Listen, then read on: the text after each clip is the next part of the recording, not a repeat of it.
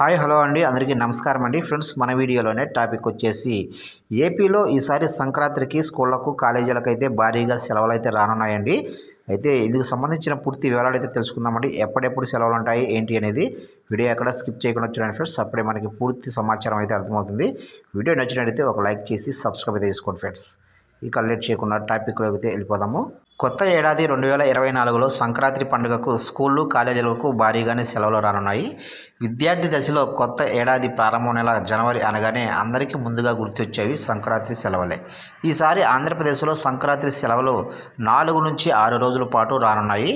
అయితే జనవరి 13వ తేదీన రెండవ శనివారం చాలా స్కూళ్లకు కాలేజీలకు సెలవు ఉంటుంది. అలాగే జనవరి 14వ తేదీన భోగి పండుగ ఆదివారం అయితే వచ్చింది. అయితే జనవరి 15వ తేదీన సోమవారం సంక్రాంతి పండుగ సాధారణంగానే సెలవు ఉంటుంది. అలాగే జనవరి 16వ తేదీన ఆప్షనల్ హాలిడే ఇచ్చారు. అయితే దీంతో పాటు స్కూళ్ళు కాలేజీలకు మరో 2 రోజుల పాటు అదనంగా సెలవులు ఇచ్చే అవకాశం ఉంది.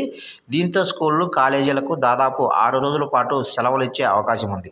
ఇకపోతే ఇదే నెల జనవరి 26వ తేదీన రిపబ్లిక్ డే ఉన్న విషయం తెలిసిందే. రిపబ్లిక్ డే కూడా శుక్రవారం వచ్చింది. స్కూళ్ళు కాలేజీలకు ఆఫీసులకు ఆ రోజున ప్రభుత్వం అధికారిక సెలవు ప్రకటించింది. ఈ ప్రకారంగా చూస్తే వచ్చే ఏడాది జనవరి నెలలో సెలవులకు కొదవ ఉండదనే చెప్పాలి. ఇక 4 ఆదివారాలు, 2వ శనివారం, 4వ శనివారం కలిపితే బోలెడు సెలవులు అయితే రానున్నాయి జనవరిలో.